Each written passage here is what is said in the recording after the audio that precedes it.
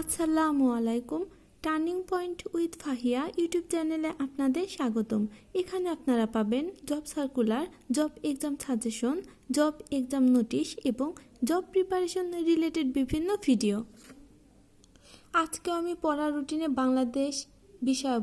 বাংলাদেশের জাতীয় বিষয়াবলী এই টপিকসটা রেখেছি, কারণ এই টপিকসটা থেকে যেহেতু বেশি প্রশ্ন আসে তাই বেশি সময় নিয়ে এবং খুব ভালোভাবে পড়তে হবে। আজকে পড়ার রুটিনে এমন কিছু টপিকস আছে যে টপিকসগুলো এতদিন খুবই গুরুত্বপূর্ণ ছিল এবং বিসিএস সহ যে কোনো সরকারি চাকরির পরীক্ষাতেই অনেক প্রশ্ন এসেছে, কিন্তু এবার সেগুলো অনেক টপিকসই কিন্তু বাদ দিতে হবে, কারণ ওই টপিকসগুলো থেকে প্রশ্ন আসবে না।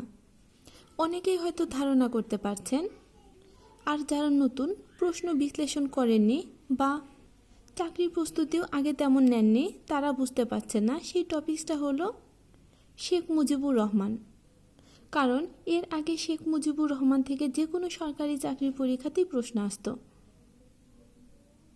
যেহেতু সরকার পতন হয়েছে তাই আগের মতো গতানুগতিতে প্রশ্ন হবে না। তাই আপনাদের জন্য একটি পরামর্শ থাকবে, তা হলো সাধারণ জ্ঞানের যে জায়গায় বঙ্গবন্ধু শেখ মুজিবুর রহমান নিয়ে প্রশ্ন আছে সেগুলো স্কিপ করবেন। তো কোন কোন টপিকসগুলো গুরুত্বপূর্ণ এবং আমি আজকে পড়ার রুটিনে কোন টপিকসগুলো রেখেছি সেগুলো এখন বলবো। মুসলিম শাসন বা মধ্যযুগ। বাংলাদেশ বিষয়াবলীতে মুসলিম শাসন থেকে কিন্তু একটি প্রশ্ন আসার সম্ভাবনা খুবই বেশি, 80 থেকে 90% সম্ভাবনা আছে। তাই এই যুগটাকে খুব গুরুত্ব দিয়ে পড়বেন। আমি সাধারণত প্রতিদিন ইম্পর্টেন্ট পড়ার টপিকসগুলো বলি, এই টপিকসগুলো তো পড়বেন, কিন্তু মাঝে মাঝে যেই টপিকসগুলো থেকে প্রশ্ন হওয়ার সম্ভাবনা বেশি সেগুলোকে 80 থেকে 90% সম্ভাবনা আছে বলে আমি উল্লেখ করব। আপনারা অবশ্যই ওই টপিকসগুলো আপনাদের বইয়ে 3 স্টার দিয়ে মার্ক করে রাখবেন, যেন পরবর্তীতে বুঝতে সুবিধা হয়। মুসলিম শাসন বা মধ্যযুগ। ভারতবর্ষের মুসলিম শাসন ও বাংলায় মুসলিম শাসন সময়কাল কার মাধ্যমে শুরু হয় এবং বিভিন্ন বিদ্রোহ, সুলতান মাহমুদ, ময়েজ উদ্দিন মোহাম্মদ ঘুরি, কুতুব উদ্দিন আইবেক, শামসুদ্দিন ইলতুৎমিশ, রাজিয়া সুলতানা, নাসির উদ্দিন মাহমুদ, গিয়াস উদ্দিন বলবন, খিলজি বংশ, আলাউদ্দিন খিলজি, মুহাম্মদ বিন তুঘলক, বাংলার সালতানাত, ফখরুদ্দিন মোবারক শাহ, ইবনে বতুতা, ইলিয়াস শাহী বংশ, সিকান্দার শাহ, গিয়াস উদ্দিন আজম শাহ, পরবর্তী ইসলাম শাহী বংশ, খান জাহান আলী, ষাট গম্বুজ মসজিদকে ইউনেস্কো 1985 সালে 321তম বিশ্ব ঐতিহ্য ঘোষণা করেন।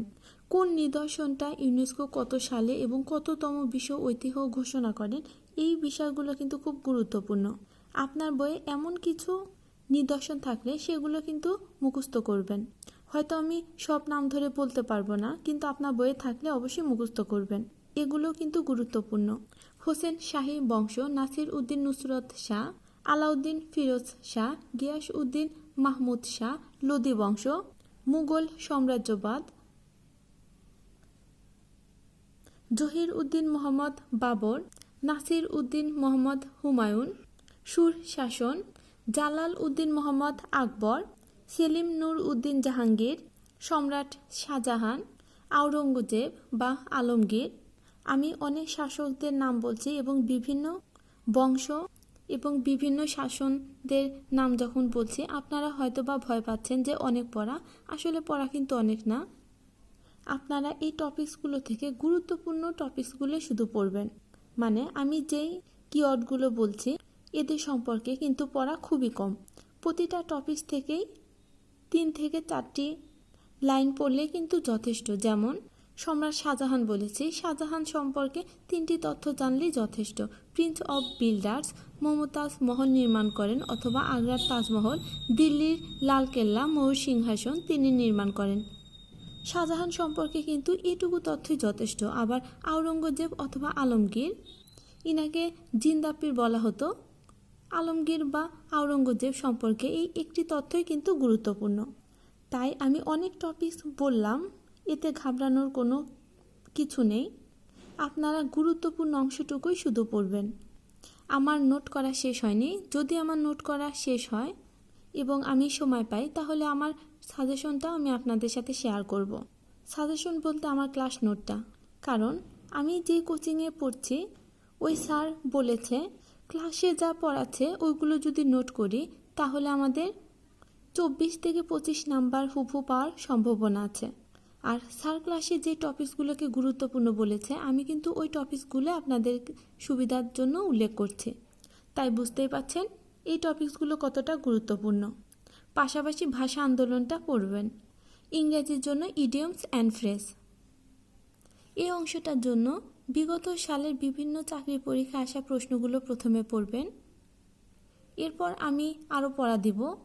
তখন পিসি দাস বইয়ের শেষে যে ইডিয়মস অ্যান্ড ফ্রেজগুলো আছে ওইগুলো পড়বেন, কারণ আপনারা খেয়াল করেছেন বিসিএস পরীক্ষাতে কিন্তু idioms and phrase English to English আসে, আর পিসি দাস বইয়ে শেষের অংশে idioms and phrase English to English দেয়া আছে।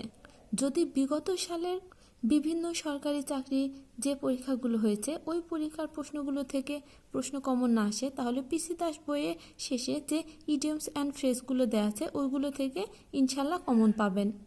তাই আগে বিভিন্ন সরকারি চাকরি পরীক্ষায় যে প্রশ্নগুলো এসেছে ওই প্রশ্নগুলো পড়ব এবং এগুলো পড়ার শেষে আমরা পিসি দাস বইয়ের শেষের অংশে যে ইডিয়মস অ্যান্ড ফ্রেজগুলো আছে সেগুলো পড়ব।